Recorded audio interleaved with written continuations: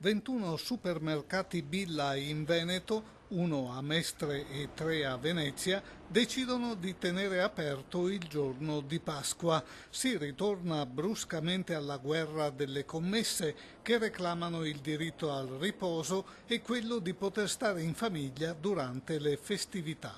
Riesplode la polemica mentre il sindacato valuta a livello unitario se proclamare lo sciopero della categoria.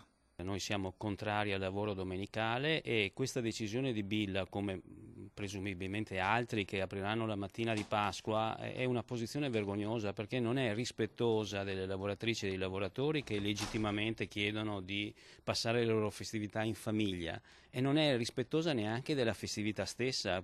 Anche la Chiesa ritorna a dare battaglia e invita i fedeli allo sciopero della spesa. La gente perde la capacità di fare la festa. Fare la festa non è andare al supermercato, fare la festa è stabilire relazioni, stare insieme con serenità, godere della natura e magari riuscire anche a pregare.